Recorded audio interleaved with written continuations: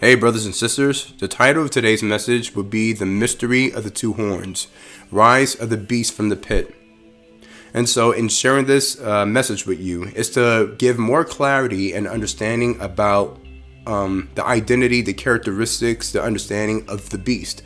Because there's been many prophecies that has been going around, right, about who the beast is. But just a few things I want to touch on in this teaching about the beast from the bottomless pit and how we can see it from a new perspective concerning what the Lord may be implying about this. So I'm not saying that everything I will tell you is 100% accurate, because we all see through the mirror dimly. As you can see, I've lost my voice a little bit. It's been like that for weeks now. But I thank the Lord that He has given me the ability today to have some level of recovery to share these timely mysteries with you. So let's go ahead by first laying the foundation of the scripture.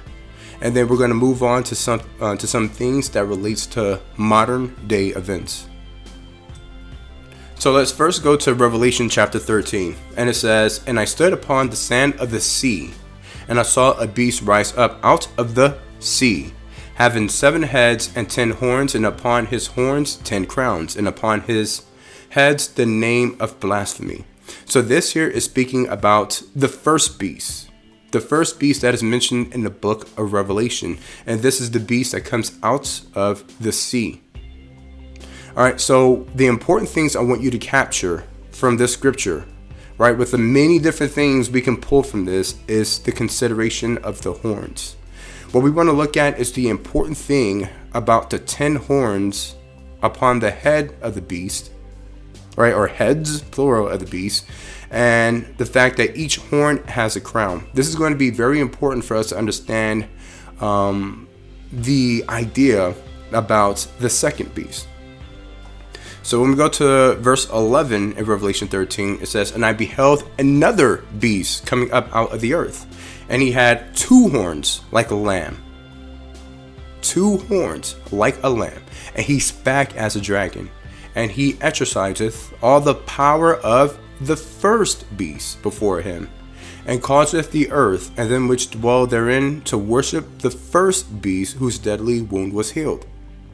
So the second beast was mentioned of having 2 horns, but no crowns. But the horns of the second beast was likened unto a lamb. And so when it comes to scripture, we have to understand why would the writer, the one who is inspired to write the book of Revelation, which we would say is John, who is inspired by God, and through the revelations and the stuff and the visions and the dreams and the so many different things that concerns the prophetic that he had over his life with a visitation from the Lord, which help us have what we have today called the book of Revelation.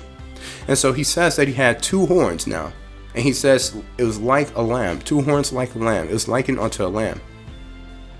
So the reference to the horns like a lamb may in fact, think about it, and may in fact signal the strong religious affiliation concerning this second beast. Because when we speak of the lamb, it's predominantly mentioned in scripture as having a tie to the religious practices of Israel, the Hebrew faith. So these 2 horns may represent 2 religious affiliations which has its connection to Israel.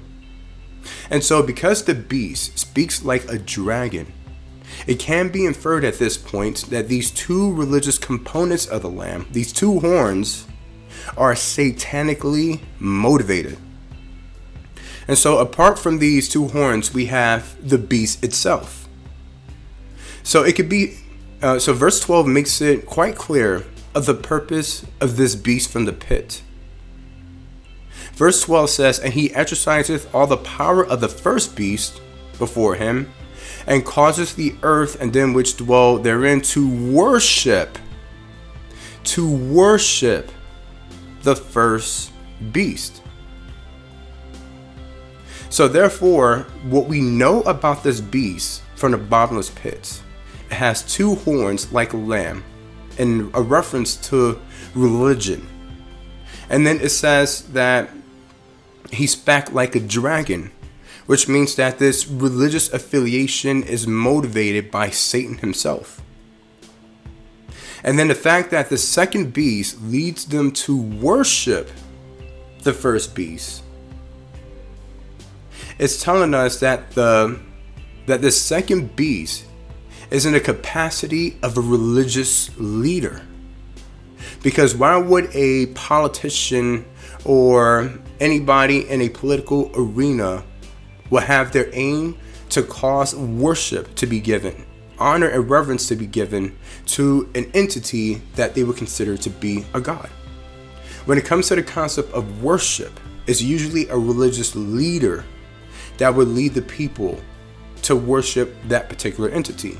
So the fact that the second beast leads the people to worship of the first beast tells you the religious affiliation not only with the beast, but also with the two horns, two religious components, having its tie in reference to the lamb, in which when we read the scripture, focuses on the Hebrew faith. So now, something I want to drive home here before we move on to Revelation 17 is that when we hear prophetic words and messages going out into the airway, right, from many of God's true authentic prophets, it's saying that, this person is the beast. You heard it says Obama is the beast, and you heard it saying that Trump is the beast, and you heard it saying that Putin could be the beast, or Kushner could be the beast. So many of these different things, right? And so what we have come to program ourselves into believing is that there can only be one beast. But even though the scripture mentions later on that there is the dragon, the beast, and the false prophet that is tossed into the lake of fire, in verse 13, it is made quite clear that there are two sets of beasts. The first beast from the sea, and the second beast from the bottomless pit. So therefore, when there is a prophetic word that goes out to saying that this person is the beast, the question is not whether they are the beast or not, but rather which one of the two is it being referred to. So now when we go to Revelation 17, it says, "And the 10 horns which thou sawest are 10 kings, which have received no kingdom as yet, but received power as kings 1 hour with the beast. These have one mind and shall give their power and strength unto the beast." So from the scripture, we are given the interpretation of the horns on the first beast. And so since both beasts are in the same chapter, the same sequence, the same time frame of events, then whatever it is being spoken of concerning the interpretation of the horns of the first beast gives the same idea of the horns of the second beast. And so what we learn is that the 10 horns has 10 crowns. Right? So and it says that they are kings. So therefore, the 10 horns and the 10 crowns represents the office of a king, not necessarily a person, but the office of a king. 10 offices to be exact. Because think about it, a man by himself does not hold any power, but when he occupies an office of recognized authority, from being the father of the house to being the president of the United States, that is when they have power. That is when they have authority. So therefore, the 10 horns with crowns are the offices of 10 authoritative positions, 10 kings, which will so happen to be filled by a man. So not the man himself who has authority, but the fact that they sit in that office of a king is why they would have it. And so from these 10 offices of authority, they will create a higher office, one to be occupied by the beast himself, which the scripture makes mention is an 8th king. So we know that the beast himself is going to be a person that shall sit in the office that has been created by the 10 kings. So from the beast office, the hierarchy goes down. There'll be the beast, and then the hierarchy structure goes down to the 10 kings, and then the hierarchy structure will go down from the 10 kings down to whoever will be under them. So the beast will sit in the office and will have a council of 10 kings that he will rule through. So this here is like an imitation. It's the enemy trying to imitate God once again, because in heaven, God sits upon his throne, and around his throne are 24 elders. And so the beast, trying to imitate that, sits upon his bestial throne and has 10 kings in which he is going to rule through. So when we go to Revelation 13 again, it says that this beast that comes from the pit, right? Remember, two sets of beasts. Is the second beast that comes from the pit, has 2 horns like a lamb, and that he exerciseth all the power of the first beast before him. And so we know that he leads people to worship the first beast. Therefore, he has a religious power, a religious authority to command people to worship the first beast. So with what we have just learned about the 10 kings, the 2 horns on the second beast also represent 2 offices. Not an office of a king, but of a religious leader. 2 religious offices makes up the second beast. And so because the horns are reference to that of a lamb, which has its association to Hebrew, my understanding would be that the 2 faiths that bears the closest association to the Hebrew faith, right, is Christianity and the Muslim faith. Because the beast speaks like a dragon, it would mean that these 2 faith groups must be satanically driven. And so we know for a fact that the Muslim faith is one of the 2 horns that is driven by the satanic motivation. So what would be the other of the Christian element? The one that I believe and has been standing out strongly in the world today is the Catholic faith, with the religious office of the papacy. So it's not the man who sits in that position that has any authority, but the position itself. And when someone sits in that position, they are the Pope. And so as the first beast was itself an 8th king, it makes me wonder also, in addition to the 2 horns, is the beast, the second beast itself, a king, a religious figure itself, like a third element to the puzzle. Because if one horn is the Muslim faith and the other one is the Catholic faith, could the beast be another one that these 2 faiths will sit on? And so when I think of this, concerning the third office, which is under satanic control, what comes to mind is the concept of the synagogue of Satan. Because at the end of the day, where is the son of perdition going to be ruling out of? Where would the son of perdition have his throne established? It would be in the temple of God. How does these 2 faiths manage to get to the temple of God without the opposition of the Jews, unless the synagogue of Satan is the house of this second beast? But the question here is that even if the synagogue of Satan is the house of this beast, the second beast, if the second beast is the pillar, the foundation of what will come from the interrelation, the integration of the Muslim and Christian faith, the question is, how would the Messiah, the Mashiach of the synagogue of Satan look like? That they have been waiting on, this Elijah to come. Well, here's something that is so strange. It's because when you look at this, the religion of the Kabalah, right? It is satanically driven. And when you go deeper into understanding the roots of it, it has its ties to the New Age religion, the New Age movement. And if you go to the New Age movement, the big principal factors that is driving the New Age movement is Hindu influences. So, this goes pretty deep, but I want to keep it there at the top level. So this way we don't dive too deep into the rabbit hole. But understanding that the 2 horns speaks No, the two horns is like a lamb, and the beast speaks like a dragon. And we know that the reference of the lamb touches on the Hebrew faith. And that if it has two horns like a lamb, the two religions that came out of the Hebrew faith is Christianity and Islam, or the Muslim faith. And since the lamb speaks like a dragon, it's satanically motivated, we have the Catholic Church and still the Muslim faith.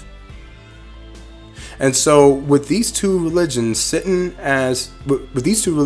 is on top of the foundation of this second beast, where the second beast has the form of the Hebrew faith, but we know that if it has a satanic tongue to it, if the second beast has the satanic tongue dialect to it, it means that these two factions, right? Well, whoever the beast is, but the satanic tongue needs to have an antichrist nature about it. And so since we know the synagogue of Satan, the Kabalah is antichrist, then there's a mystery to the Kabalah, which has its roots in the New Age movement, which pulls on many of the Hindu ideas, which will later on in the future form this Kabalah Messiah presented to the Jews to be their Messiah. And so now let's go look at some modern issues that we have concerning this idea that I just shared. And so looking at the picture, what is not unfamiliar to many of us is the religious interfaith dialect that happened between the Pope and the Imam in the UAE. And it says, as Pope Francis, Grand Imam, vowed to open new chapter of religious harmony in UAE, India falls short. So I already read through this article, right? But I only took snippets of what I felt was really just the core thing that we want to hear about here, pertaining to like how what we just learned is leading, how this movement seemed to be leading the way in the fulfillment of what we just learned concerning the second beast. And so it's quite interesting how in this dialect it mentions, the Catholics, right, Pope, the Muslim faith, the Imam, and at the very end, it touches on India. And so at the end of this quick article, right, we're going to see something very unusual about what happened in this signing of religious tolerance pact in 2019. And for those who didn't get to see the article, just a few notes. It says, it was the Crown Prince who decided that the UAE would observe 2019 as the year of tolerance. Interesting, right? A Muslim who put into action of the year of tolerance. So a Muslim leading the way on this. That's already unusual. And it says he created a new ministry called the Ministry of Tolerance, possibly the first such department in the world. And it says Sheikh Nahyan bin Mubarak Al Nahyan, who heads it, and that's the picture of the person there, is widely respected for his liberal views and unwavering commitment to pluralism. Another key item from the snippet, it says, it was also the Crown Prince who decided that the year of tolerance would begin. The year of tolerance would begin with an invitation to the Pope, right, to Pope Francis to visit the UAE to bless jointly with the Grand Imam of Azhar Ahmad Al-Tayyib, a government-sponsored global interreligious conference for human fraternity in Abu Dhabi. It was organized by the Muslim Council of Elders on February 3rd and 4th. So the Muslims leading the way is already unusual to me to see this even happen. And then to commence it, who was invited? The Pope. So as I mentioned before, it's not about the person that you're seeing right now, but rather it's about the office of the Pope and the office of the Imam, where this tolerance, this year of tolerance, where this pact I would sign is bringing together two faiths, specific denominations, the Muslim and the Catholic, into one to operate jointly. And so what we just learned in Revelation 13 is about the two horns like a lamb. These two faiths having its roots in Hebraic, right, in the Hebraic faith, not Muslim, in the Israel faith, the Hebrew faith. There we go. So two horns, the Catholic and Muslim, having its roots in the Hebrew faith, is now coming together. And so remember how it says that the second beast spat like a dragon, satanically motivated, satanically influenced. And so we already know about the Catholics, and we already know about the Muslim. So in this big move that's happening right now, it seems like that the foundation is being laid for this second beast, this religious figure, to rise in power. So if there are two offices, the Pope and the papacy and the Imam, then it means that this beast has two offices, or two people that is supporting the religious, the whole religious integration movement. So could it be possible that while we spoke about the first beast, the beast from the sea representing one beast, and now we're talking about the second beast from the bottomless pit, is actually made up of two people, two horns, two people, two offices, making up the one religious leader? Because the two of these figures coming together, the Catholic and the Muslim, is more than able to fulfill the requirements and being that second beast. So it seems like that in the book of Revelation, there's a lot more to our understanding when it comes to the symbolism of the beast. How when the first beast speaks about 7 kings, that's 7 people, right, with the 7 heads. And then how there's 10 horns, which was 10 people. So it seems like that when we always thought that this one beast, the second beast, has to be one person, the beast can actually be a combination of two elements, two faiths, creating this one entity. And progressing down in the article, it says the following. The Pope said, "We will either build the future together, or there will be no future." His prescription for securing a better future for the whole world was, let us demilitarize the human heart.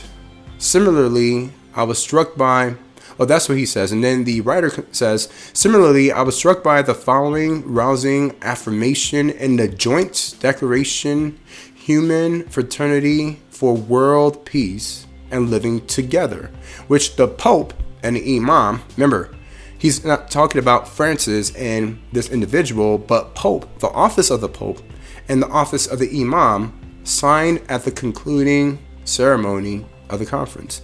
And it says the following. And it says, in the name of God Al-Hazar Al-Sharif and the Muslims of the East and the West, together with the Catholic Church and the Catholics of the East and West, declare adoption of a culture of dialogue as the path, mutual cooperation as the code of conduct, reciprocal understanding as the method and standard.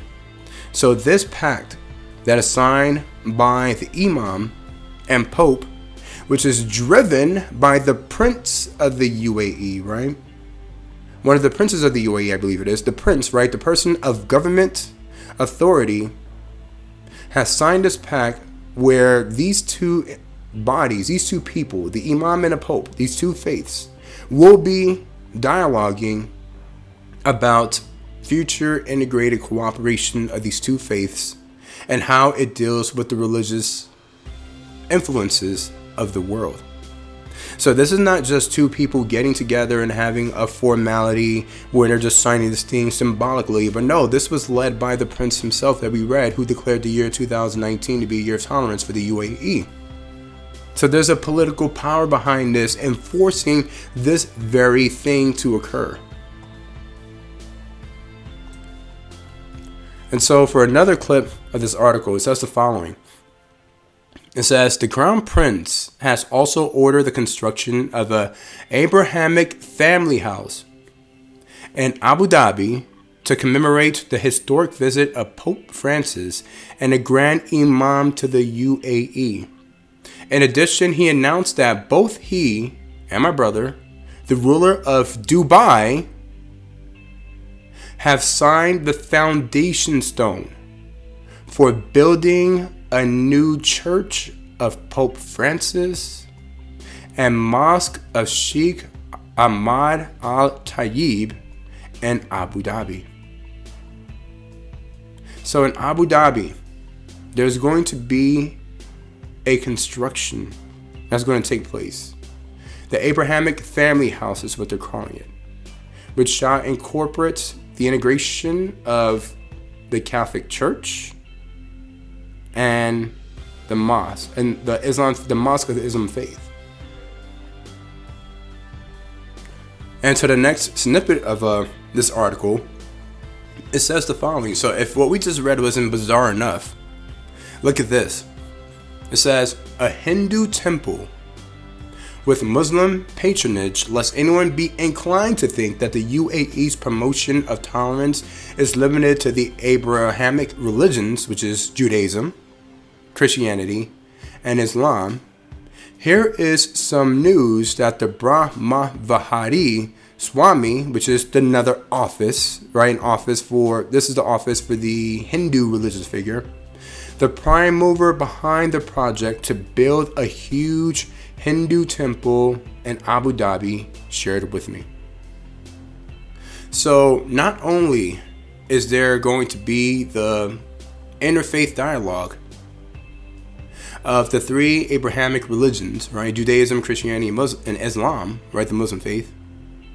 There is now the introduction of a Hindu temple in Abu Dhabi. So there's four faiths that is coming together. Four faiths, four offices, or maybe just three, that is coming together. Three people figure coming together to make up this second beast. The office of the Pope, the office of the Imam, and then we have the office of the synagogue of Satan, who they will push to be their rabbi. And now what I believe to be the fourth is the Brahmavihari Swami, which is the office of a Hindu religious figure. So could it be possible that in the same way, right, how we had 10 horns coming together to give their power to the beast, you're going to have these two horns coming together to give power to who they're going to believe to be is the religious leader, leading people to worship the first beast. Just a thought right there. But what we know for a fact is that there are four key religions coming together to play a role in the rising of the second beast. And so here we have it. We have a picture of what we're symbolically going to call the second beast. And so you have the two horns of the beast. You have the Catholic Church and you have Islam, the Muslim faith, where both of these horns have their roots in Judaism. And now what we also see is being pushed is that we spoke about the fact that could the beast itself be a third office. So looking at what we just learned, knowing that the current Judaic faith that is incorporating Kabalah, which is satanic, and knowing that it has its roots in Satanism, and now what we see is that the dialect is being pushed to have the Hindu faith introduced in part of the UAE dialogue, and knowing that the Kabalah has its roots also in the New Age movement, which ties in to the Hindu faith, could it be that this beast, this second beast that arises, this false prophet, is going to be the Kabalah Messiah that has this form of Judaism but incorporates the Hindu New Age philosophy as part of its work? And through the support of the Catholic faith and through the support of the Muslim faith would be able to put him into power over these two groups and establish his throne in the temple of God. And so now this brings me back. When I was doing this, it just came to my thoughts about a video I watched a long time ago called I Pet Goat. Many of you have seen this already.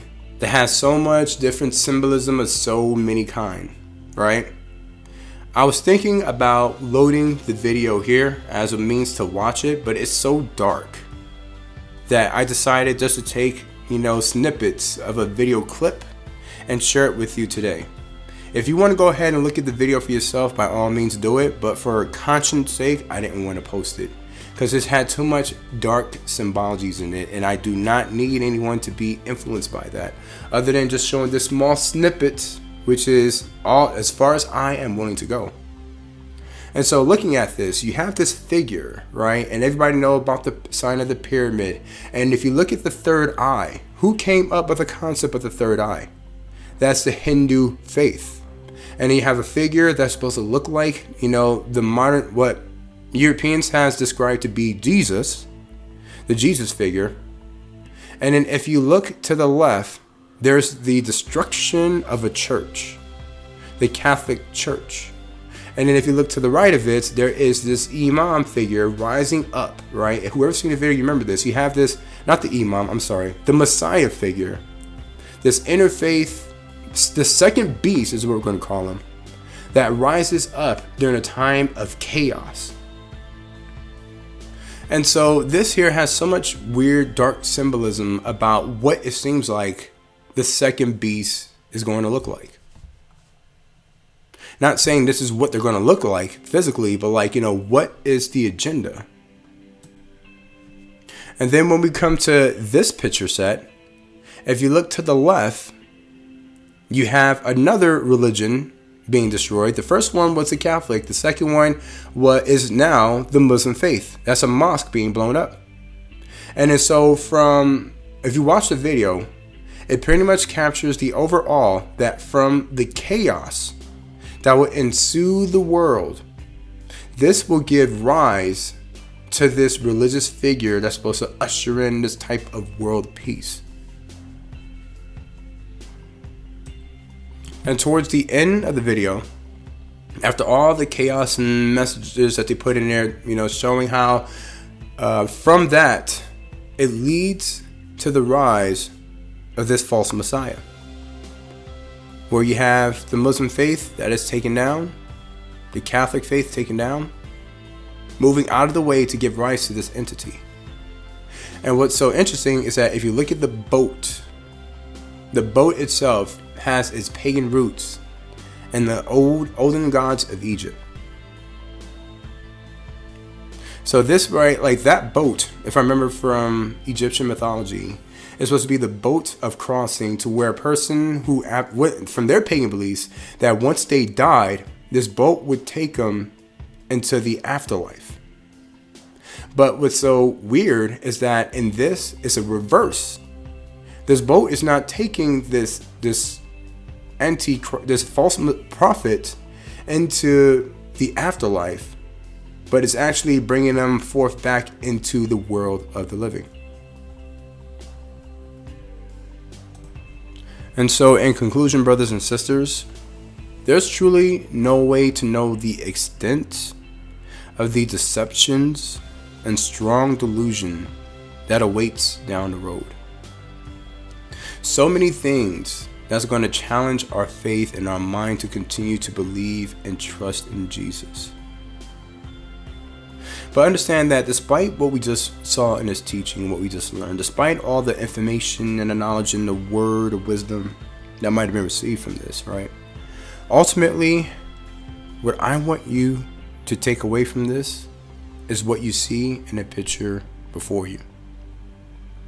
At the end of everything that occurs, at the end of all manner of judgments and destruction and tossing to and fro and false doctrines and the rising of false prophets and false teachers and all these things thereof, right? Above all these things that is taking place, when it comes down to it, The Lord is only looking at one thing, and it is the choice of what you make on the path leading to the end of your time on earth. Will you choose darkness, or will you choose light? Will you choose the world, or will you choose Jesus? So as long as you remember, brothers and sisters, that no matter what happens, if in your heart, you set your heart right now as Daniel did, as the 3 Hebrew boys did in a time when they were in captivity and all that they faced. Right now, this very day, if you set your mind and heart to follow and worship Jesus, and committing your actions to always choose Him, you will have nothing at all to be concerned about. That is what matters at the end of everything that I share with you, is that you will choose Jesus no matter what. Choose Jesus when it doesn't make sense. Choose Jesus when it's hard. Choose Jesus when it would have been easier to go the other way.